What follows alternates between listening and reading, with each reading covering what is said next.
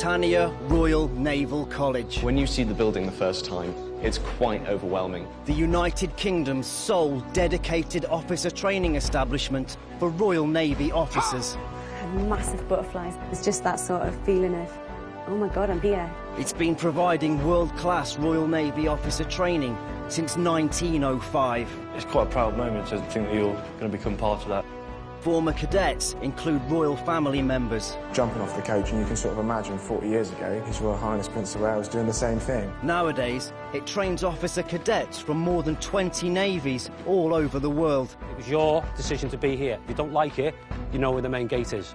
With unprecedented access, our cameras follow an intake of aspiring officers throughout the punishing 28-week training course. Now, the training is going to be hard. I'm glad we're testing you in this way, because we need to be sure that you've got what it takes to lead men and women in battle. Most have absolutely no previous naval experience. What's up with you, sweetheart? Knees up! The first couple of days, I was thinking an awful lot, why am I here? What am I doing to myself? Fire, fire, fire! Fire in one foxtrot hangar! We follow their journey from Civvy Street to military leadership in the world's most prestigious navy. Many will lose their battle. Some of you will fail. Failure is good. It's healthy. It's a reward for those that remain. But those who succeed will follow in the footsteps of generations of courageous British naval heroes. You kind of think, if I can just get through this, I can get through that door and get on with my career. Naval officers, carry on!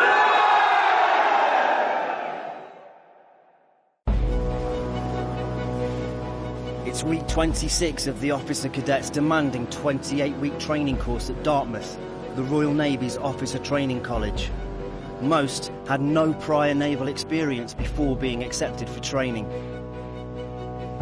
The cadets are starting the crucial Maritime Assessed Leadership exercise on the River Dart. The final phase of their initial naval education, MAL as it's known, is by far the hardest element of their entire training programme. MAL itself is the final component the officer cadets do, is kind of consolidation of all the training that they do at BR&C. MAL itself is undertaken over 4 days, and what they'll do is they'll move on board the picket boats that we have down at Sandkey. They undertake PLTs, or personnel leadership tasks, and they are designed to assess the individual's ability to lead in the maritime environment. The cadets performed 30-minute personal leadership tasks during the 4-day ABLE exercise on Dartmoor. But the PLTs on MAL are even more challenging. They last 2.5 hours and will test the cadets like never before. When they go on to do MAL, the actual tasks they're given have a lot more information involved, a lot more things we have to think about. It's not a simple case of, here, go away and build a bridge. It'll be, here's a frago, which is basically an exercise kind of instruction. So they have to pull the information out of that exercise instruction, make sense of it, and plan and brief their task, and then execute from there. From navigating officer to sentry, every role the cadets perform will be assessed. But most of their marks will come from how well they carry out their commanding officer and executive officer tasks. Officer Cadet Kitson is running this task. My mission was to do a beach recce for a non-combatant evacuation. So I sent the seaboat away, and they were just about to conduct their recce when my interjet came in, and there was a casualty that had to be dealt with. So I retasked the seaboat to go pick up the casualty. In this task, OC Lennon is OC Kitson's number 2, and his efforts as executive officer are also being marked. I was, as the XO, sent ashore in command of the shore party to recce these sites. And while we were there, we found casualties, and then we actually called in the Lynx Air Rasa Wildcat, which Lynx Mark 8 that came in, and we evacuated those casualties to the aircraft itself. Delta 8 Golf is Delta 8-1. Casualty, casualty, casualty. Casualty is young male, conscious and experiencing chest pains. First aid is being administered. Over. So we're going to move both casualties to the hard standing there, and then on request, on permission granted from the air crew, bring them up one at a time with priority to this casualty here.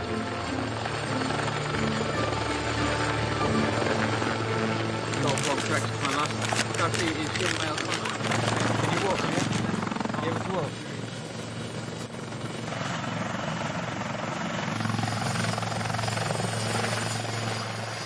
OC Kitson's task is completed successfully, as the casualties are safely airlifted out to receive medical treatment.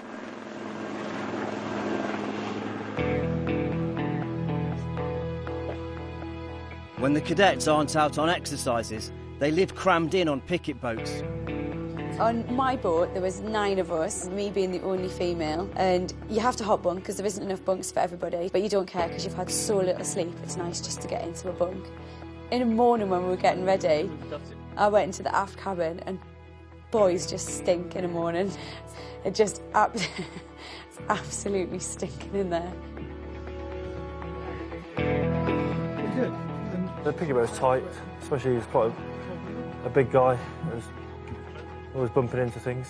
You got woken up every time someone got up to sentry. We weren't sleeping much anyway. The person last on sentry would get a scran on for everyone else, so we woke up, had breakfast in bed almost. Back room was your bedroom, dining room, casualty reception area, mission planning room, sort of chill out area. It was a bit of everything, so it was quite cramped with 10 of us, but it was a lot better than bivvying down in the wet, so there are no complaints from that point of view. Back on board HMS Hindustan, Dartmouth's training ship, OC De La Rue and others are getting help to prepare a detailed plan for the other cadets. So, in terms of enemy disposition, what can you expect tonight? They'll be based on at sea. Sure about that? Just like their 4 days and nights on Dartmoor, the cadets are expected to survive on minimal sleep. Tonight, they're going to be part of a squadron that launches a simulated surprise assault on 2 enemy yachts. The whole point of the op was to arrest and seize contraband that the Al-Qaeda might be able to use. As a former Royal Marine with experience in Afghanistan, OC Kitson is the ideal candidate to lead the boarding party. You're going to be the first one deploying. Matt's always, obviously being an ex-Marine, is always a useful source for kind of tactical stuff. And this is the first tactical exercise we've done, really. Let me see your hands! Royal Navy, put your hands up! Put your hands up! Even though this is just an exercise, the staff who play the enemy make life as hard as possible for the cadets. And OC Kitson is taking it very seriously. I knew that Sergeant Buckley would put up a good fight. It's definitely a case of just going aggressive, going hard, and getting to the floor as quick as possible. Cover me! Cover me! Get on the fucking floor! Fucking stay there! And then take control of the situation, secure them before we can start searching. It was good fun. Really good fun. There's nothing like a bit of a fight to get the adrenaline going. He was alright. Shook hands afterwards. You checked all his pockets? Yeah. He's a tough guy, so I don't think it came as much of a shock to him. After the exercise, the cadets returned to HMS Hindustan for a no-holds-barred debrief. Every individual needs to understand exactly what role and what task they'll be taking part in throughout that operation. You need to ensure those details are there. Tonight they weren't. And it spoke about on the ground, okay? These guys have had their day today. It may be you tomorrow, so I hope you've been taking notes. Okay, if you've been sleeping at the back, stand by. Okay, because if you haven't been picking up on the notes that the other groups have been getting, you're going to find it a real world of pain tomorrow, because we expect you guys to be learning all the time that we're doing every single command brief. Okay, come tomorrow, you've got to be better than the one tonight.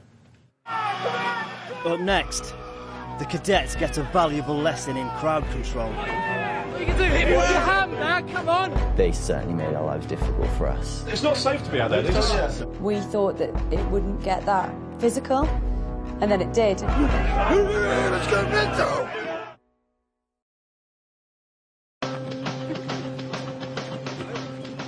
Today, Victoria's Division is at the Royal Marines Commando Training Centre at Lympstone in East Devon. The Marines are the Royal Navy's ground troops, and the cadets are here to try out their unforgiving endurance course.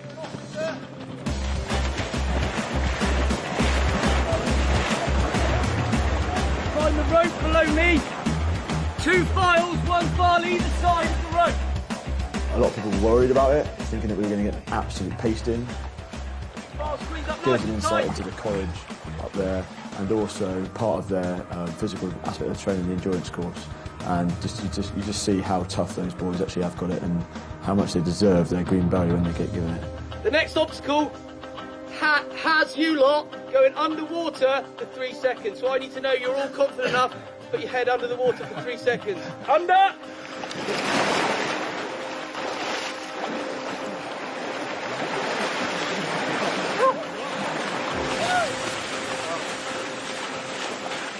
Welcome to the famous sheep dip. Okay, as you can tell, it's not huge, okay, but it is completely submerged, underwater and dark. 3, 2, 1, go! Push him in, get him in, get him in, get him in. Right. Yep. In the last few years, I've managed to develop a fear of being underwater. So having to go through a dark tunnel filled with murky water where you can't see what's under there, I did find it quite scary. I knew I was going to do it. It's just pushing myself to do it. There was a moment when I first went under where my head hit the top and I was reaching forward and couldn't feel anybody, and there's that fear that, you know, this is it. 3, 2, 1, go. Good go, well done. Well done, flat up. Arm straight in. Okay, that's you two done, well done. Good effort. Yep. Well done. Well done.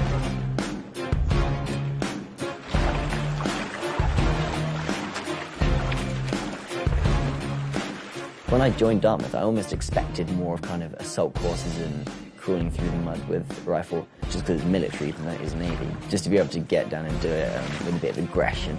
At one point, one of the tunnels, it was very narrow, filled half with water. That was getting a little claustrophobic. But it's nice to be able to, like, come out the other side and kind of always be kind of near the front of the pack. Almost there in the rear, keep going. Last few metres for everyone now. They're very adamant you have not done a part of the commando course, you've just seen what they go through. Because what we did was just a run around with stops and rests and all the rest of it. Those guys there with like the Bergens on and carrying SA-80s and all the rest of it and sprinting for the dear lives, whereas it was quite a relaxed pace, but it was still at the same time good fun, good stuff to go through. Walk down the aisle sideways.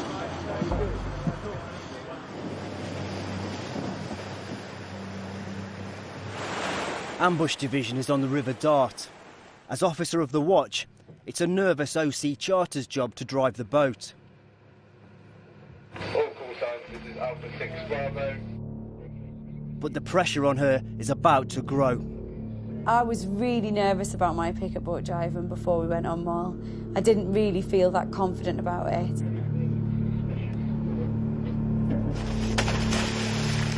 One of the lads said to us, just to warn you, Ruth's been untied, so you know that there's a man over the board coming. You have Freds and Ruths, they're heavy mannequins. Ruth's 12 or 14 stone. When they throw her in the water, it's like a man overboard. Release the Perry boy! Foulman board man! Man within boat hook reach! Just shows how everything does come together, because when that happened, I just got on with it and did it.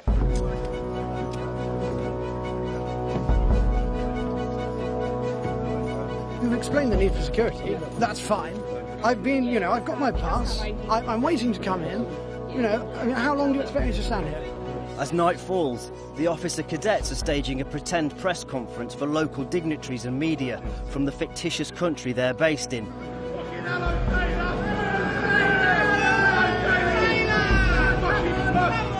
A key objective is to ensure their guests' safety by keeping out undesirables.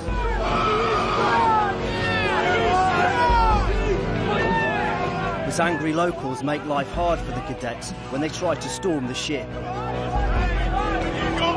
Leave, baby! We don't want you here! You're doing nothing! It's not their girls today! What are you going to do? Come, comes, what are you going to do? What are you going to do? Hit me with your hand, man, come on!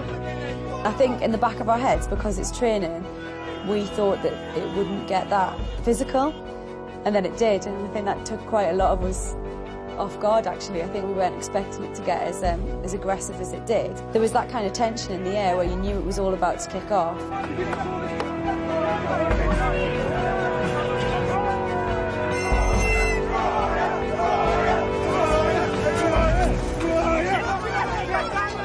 I was an upper deck sentry, but I found myself second in command, and I was coordinating manpower basically between the people dealing with the riots and then the gangway and the upper deck sentries who were fighting off the attack from the sea.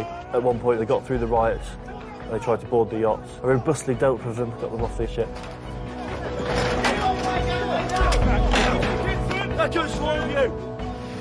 As if the cadets didn't have enough to deal with, armed insurgents launch an attack from the river.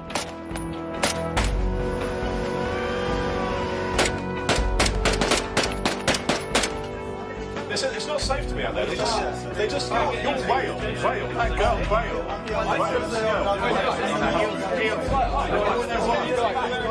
Meanwhile, on the ship, even the invited guests seem hell-bent on making life for their hosts as difficult as possible. Ladies and gentlemen, please take a seat.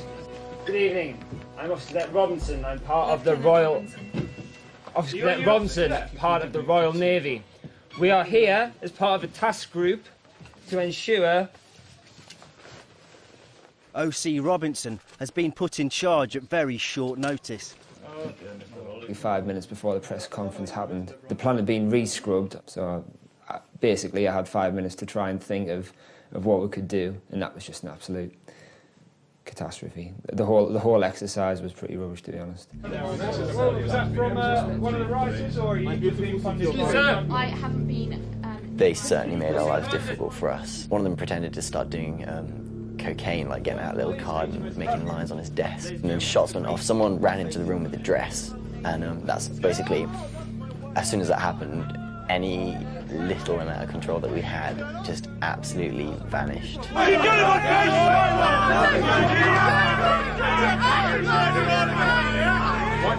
What's going on out there? What are you trying to hide from me? Take a seat. Where's everyone else gone? Let's go, Vento!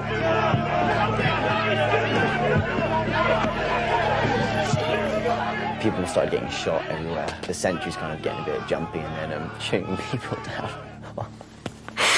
Oh dear.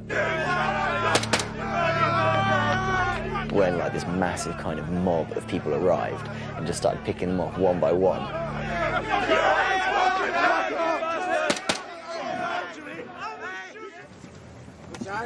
A few hours after the mayhem surrounding the press conference, the cadets' dreams of a good night's sleep are shattered by a staff officer hand-delivering fresh orders to the picket boats. Quick as you can, that needs to get done.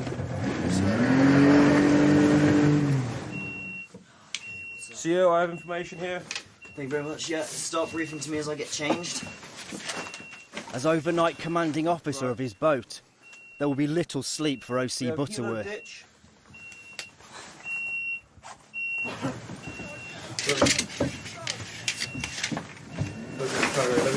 Move on now, guys! You've got casualties waiting on you!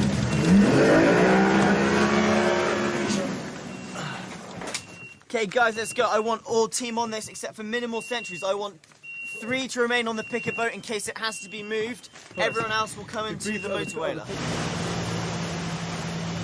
You know how many casualties we're expecting?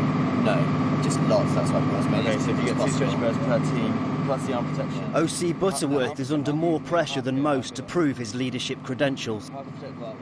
He failed the previous leadership exercise, and the college is taking a calculated risk by allowing him to attempt Marl. Going into Marl on risk definitely made the stakes a little higher. I was definitely conscious of the extra pressure. Our mission is to evacuate casualties from the forward casualty handling centre to DHF in order to preserve life. That's the kind of thing that I love doing. Just standing at the front, kind of only heard about what we had to do 5 minutes ago and trying to sound, well, just sounding confident, really. I think that's half the kind of battle there. Sound confident, make sure everyone else is a bit up in gear for it, because I know everyone else was like a bit unaware of what was just about to happen. Okay, let's go, quick, time is of the essence. Come on!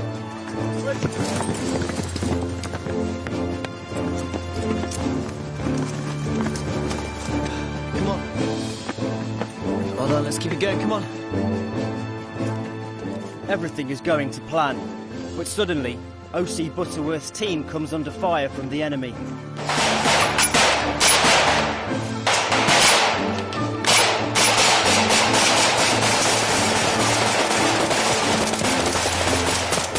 I was part of the rifle party. We were given blank rounds. It was good fun being able to do it, but because everyone's all together and you're in the scenario and it's been developing throughout a couple of days, you really feel like, in a way, that you're there. Move past them, keep on going down!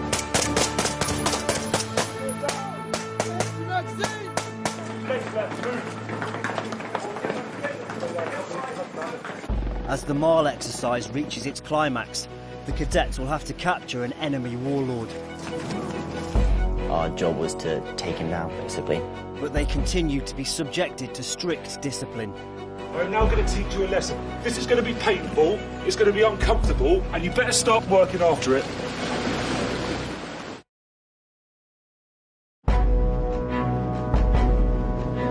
Okay. Next Frango, Operation Crossroad. CO will be us to get charters. The officer cadets are nearing the end of Marl. The crucial maritime leadership exercise, which will go a long way to determining who passes and who fails officer training. For a coordinated attack, our main effort is to search for vessels which can be used for evacuation. OC Charters is being assessed in the all-important commanding officer personal leadership task. Her mission today is to provide humanitarian assistance to refugees.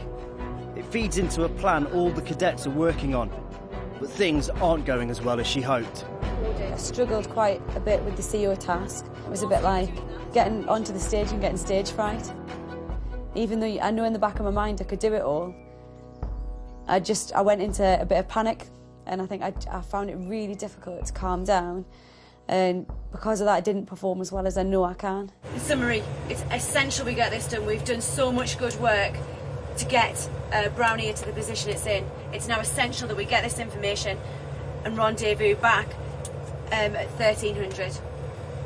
Understood? Let's get moving.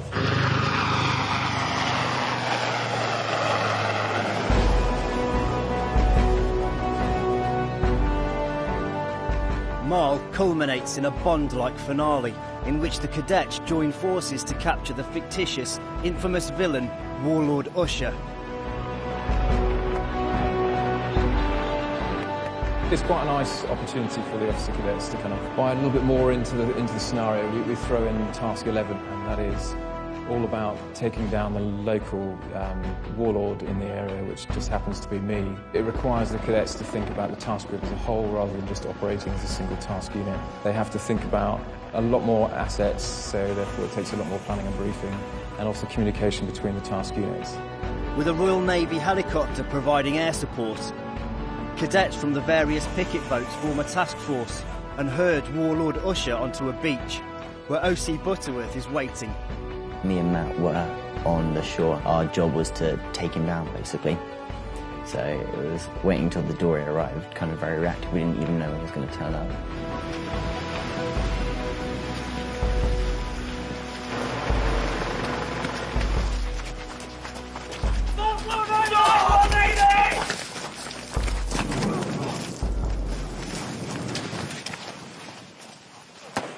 That was a quick sprint, and then a bit of a rugby tackle, and then a grapple on the floor, and everyone came in, backed up, and it was great fun. Get the door! Get the door! Get the door! Come on! Look it!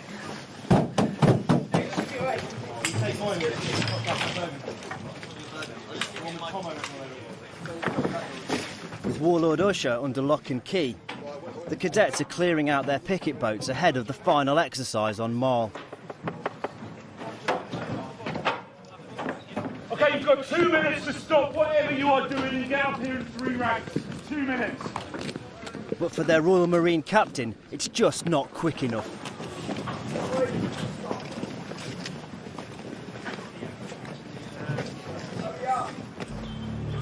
I'm now going to teach you a lesson.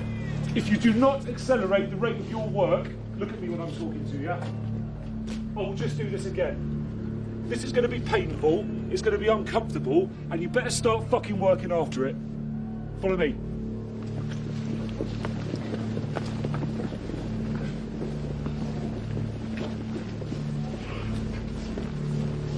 Sit down. Stand up. Sit down. Up. Down. Up. Front support. Place. 3 press ups, that's all it is. Bend. Stretch. Bend. Stretch. Knees up. Straighten your backs, get a grip. Bend. Stretch. Don't just start working when I'm looking at you. You work the whole time. Bend. Stretch. Bend. Bend. People were sort of sitting down and eating dinner and chatting and things like that, whereas tasks needed to be done, things needed to be squared away, and they wasn't getting done. So it was to basically give us a bit of a sense of urgency. Stand up.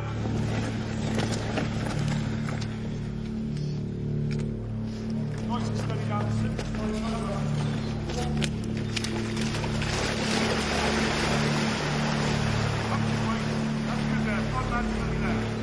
Second rank, follow in.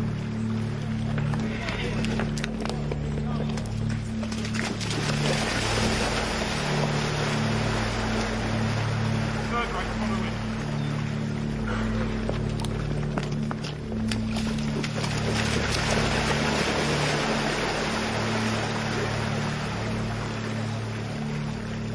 Okay, turn around, face me. Getting wet. It was quite cold, especially when the sun went in, and there was a lot of people that was shivering. Supposedly, guys on the picket boats weren't tidying up quick enough. Honestly, it was just a little bit pointless. I was not too impressed by that, to be honest. No, we all just kind of ended up shivering afterwards, and everything went a bit slower, to be honest.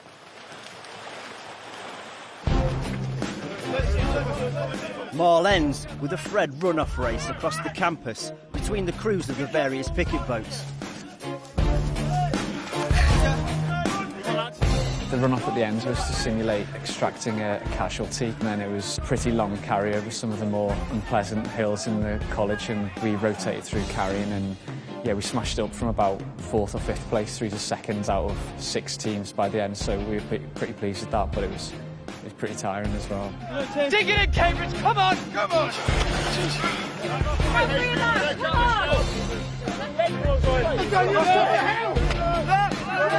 The guys were quite small. We had a couple of girls in there as well. They put a lot of effort in as well.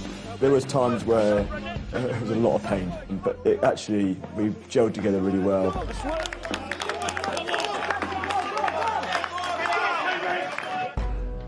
After the physical and mental exhaustion of almost 28 weeks at Dartmouth, tomorrow the cadets will finally learn whether they've passed or failed the college's formidable officer training course. Right, Mr. Robertson, how do you think it went this week? Before I went in to get my results, I was very nervous. A couple of people had already failed. I was a little nervous, to be honest, considering so much rested on it.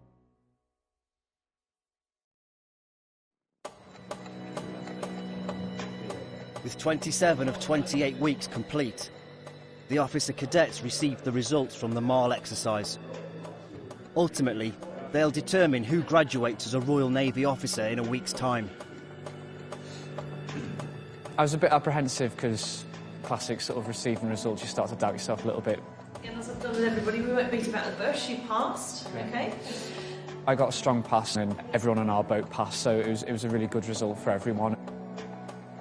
O.C. Suttle failed the previous initial fleet time training, but the training team gave her a second chance to prove her worth on Marl.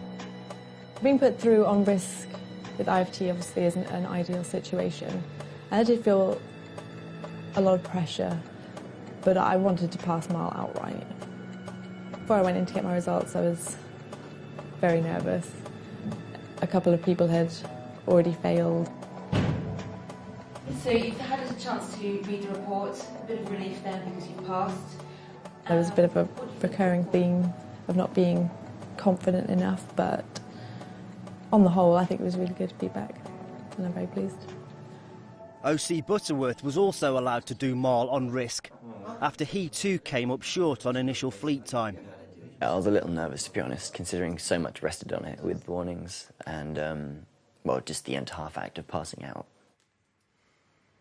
Happy with that? Yeah. Honestly, you were basically the supply of morale throughout the exercise, so thank you for that. You know, the guys could really use someone like you out there, so good work there. Kenfield said that I just provided like most of the morale to the team. When someone was looking a bit down or blue, like I'd kind of have like a hot wet ready for them. Singing on duty definitely got a few smiles. Maybe not always too in key because I was slightly cold, but it was just a happy ship, to be honest. Like all the guys were really good guys, and yeah, just to be part of that and yeah, kind of almost help make the morale was a good honour. Right, Mr. Robertson, how do you think it went this week? Relax a bit. I think I had some good days. I think Tuesday was my tourist day when I was XO. I wasn't very happy with that task at all. OC Robinson was a Royal Navy reservist before he started officer training. But his previous experience didn't help his maritime leadership skills. At times, I did think your sort of command presence, your authority, your tone really started to diminish. I think you were just becoming slightly overwhelmed by it all. Okay, and as an observer standing back, it was really clear to see. So you didn't pass all the required CLM elements of MAL. So what's going to happen today now then is your divisional officer will be in the cadet assessment group. And they'll make a decision. It can range from mitigate to a pass, just pass out, or it could be pass out on warnings, or it could go right down to maybe have a period of development on Conquer or something. I don't know what it's going to be, Mr. Robinson, all right? What do I think went wrong? A combination of things: not reading the information correctly, maybe not putting the salient points down, trying to maybe complicate it too much. The cadet assessment group has decided his fate.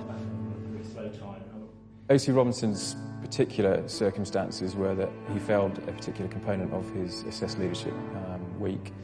And because he hadn't done MAL before, it meant that he warranted a bit of extra training. Thanks, sir.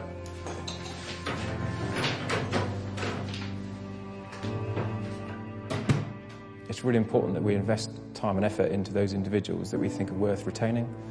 So in many senses, we are providing additional training for him and investing in him for the future. So in many senses, it's quite a positive thing. OC Charters served with OC Robinson in the Royal Navy Reserves. I think everyone was really shocked that John hadn't passed. I don't think anybody saw that coming.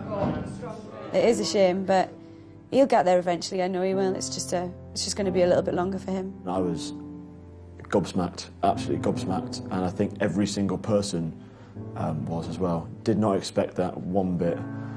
He's a really nice guy. I think that he deserved to pass out with us. The people who are sort of like saying it's a disgrace, it didn't get through. Okay, thank you very much. I take the compliment. However, people who've got a lot more experience are saying, okay, maybe you just need to focus on this area, and for the sake of 10 weeks, I'll take that.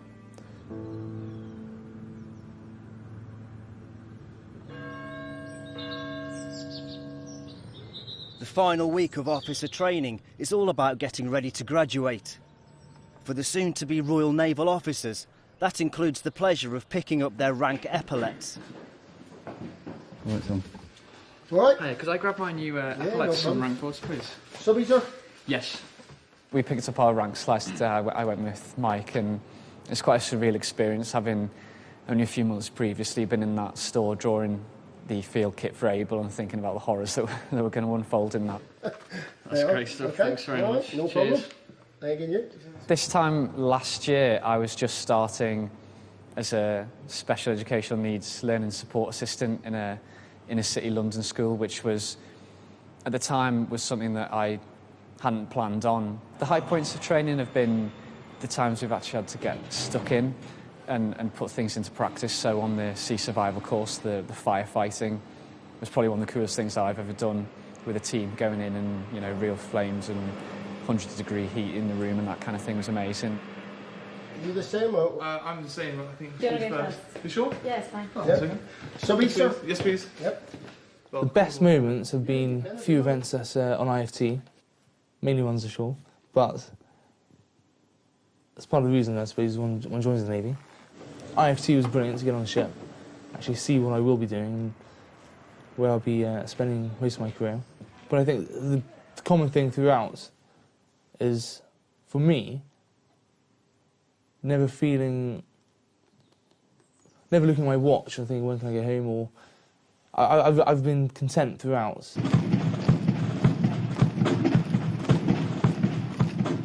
It's the day before graduation, and over the last week, the cadets have spent hours on the parade ground rehearsing for the sword drill they'll perform on the big day.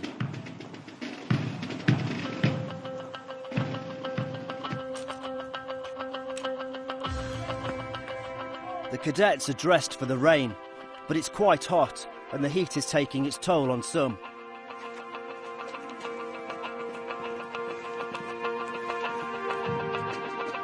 I think when I look back, I'll be surprised at how I managed to do it, because it's so far removed from anything I've ever done before. And really, if someone had told me when I was finishing university that this is where I'd be in a few years' time, then I think I would have just laughed at them. The sort of leader that I want to be, really, from my experiences here, because I'm not a loud and shouting person and don't have a commanding presence that some people have here, I think the best way to be a leader for me is to be good at your job, and so people respect you for that.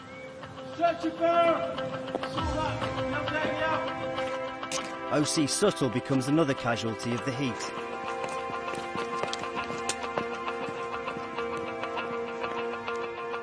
Keep moving around, try and keep the blood flowing through your body. Last thing you want tomorrow morning is on there passing out, wanting you two to face plant the deck. It's not going to look good for your mums and dads, is it? And all they see is you just going, alright. You will not go back out on the parade this morning because of the fact that you have gone down.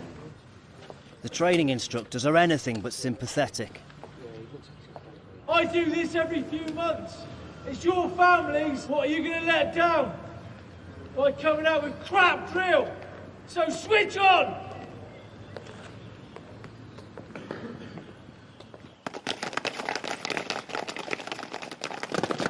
While OC Suttle has to hope she doesn't feel faint again tomorrow, OC Charters will have the honour of leading the colour party for the trooping of the Queen's colour.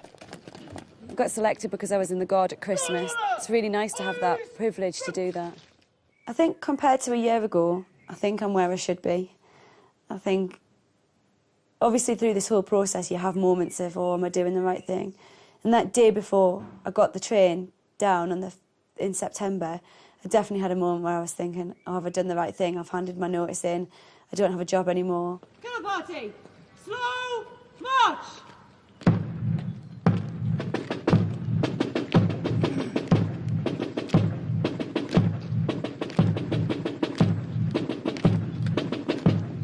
Now, I think, yes, I definitely made the right decision and I'm definitely in the right place.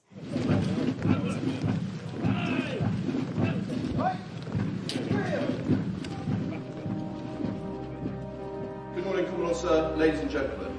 Welcome to the end of phase prize-giving ceremony. The officer in charge of initial officer training awards prizes to the cadets and young officers who have performed particularly strongly at Dartmouth. It's a real honour on top of their magnificent achievement. The second prize is awarded to the top officer cadet in the logistics branch.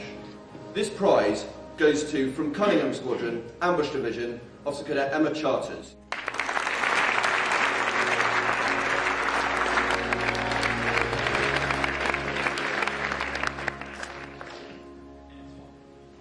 The final and most prestigious award.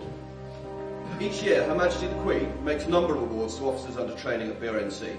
These special awards recognise a young officer who's demonstrated outstanding overall performance in both naval and academic training. The Commodore has recommended to Buckingham Palace that the following officer's name be considered for Her Majesty's annual awards. From St Vincent Squadron, Victorious Division, Officer Cadet Benjamin Eglinton.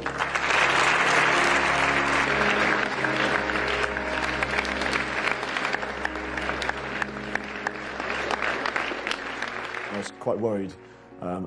I'd set myself a goal to hopefully achieve an award, and it was coming up to the last ones, and I was shaking my boots a little bit. I thought, I can't believe I'm not going to be able to get anything. Made my mother cry when I phoned her up on the phone, so that's always a good one, to make your mum cry. This time last year I was in university. I was preparing for my final exams. The cadets of Ambush Division assemble to receive their commission scrolls, which are awarded by the Queen to certify their recipient is a commissioned officer. Officer cadets, okay, this will be the last time I probably get to speak to you all properly, or even call you officer cadets. Because tomorrow when you pass out, after you walk up the stairs and go through the double doors, you will be simply officers. Okay, Officer Kitson.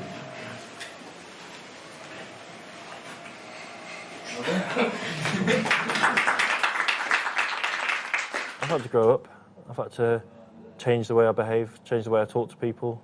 I can't be so robust with people as maybe I would have been in the past. The biggest thing I'm going to take away from here is the people I've met. I've got some great friends. Okay, to ambush. Ambush. It's the morning the officer cadets graduate as Royal Naval officers. Now it's the turn of Victorious Division to collect their commission scrolls. This time last year I was preparing for my A-levels. I probably had big, bushy hair. Life was so different. I mean, still living at home, you know, very much your parents' child, just, you know, food's on the table. Oh, thanks, Mum. I just thought it would be nice for us to get together, for me to give you your commission scrolls, just sort of a bit of celebration, but from me to you to say thank you very much for all your hard work over the last 28 weeks. It's been a long, long journey from there, but it's been amazing and absolutely worth it. Victorious Division joins the rest of its squadron for a group photograph. 3, 1, 2, 3. But as OC Robertson won't be graduating today, he's not in the picture. Fiancée, disappointed because she just had her hair done. My mother thought I was joking because I've wound her up in the past, so it was a bit like the boy who cried wolf. It took a couple of attempts to like reassure her, no, don't worry, you need to cancel the hotel.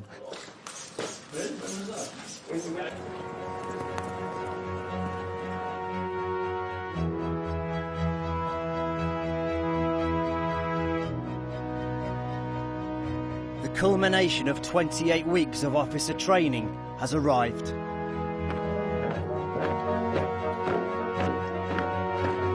March on, Queen's colour.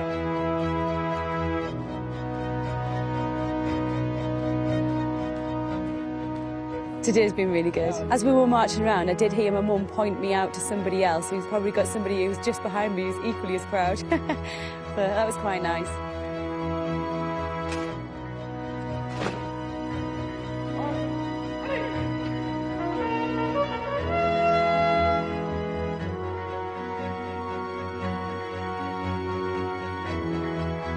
The guest of honour inspects the cadets. A former First Sea Lord who used to be head of the Royal Navy. It's nice to have such a high character such as Lord Admiral Boyce doing the parade. That's what I did in Afghanistan, why I transferred from the Marines. It's a good feeling. It's been quite a long time coming, and it's glad to be at the end of it. It's pretty good today. It was certainly a proud moment to be out on parade with all your mates, having sort of commenced training with everyone, and it's nice to sort of see it through to the end and actually take part in what is quite a spectacular event for your family. The whole 28 weeks of hard graft and actually getting through day by day has finally paid off. It was actually my mother and my grandfather that forced me to go into the Navy some 8 3/4 years ago now, so I owe it all to them really. Without them, I wouldn't be here today.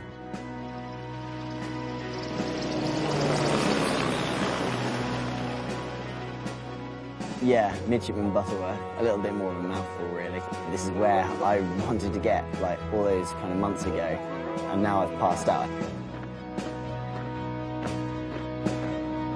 Piece of Lieutenant Suckle feels amazing. Like the culmination of 28 weeks of hard slog. I was quite nervous before going on as I'd gone down yesterday. I really didn't want to do it again today. I was a little bit nervous, but it was enjoyable. The graduation ceremony officially concludes when the officer cadets march up Dartmouth steps.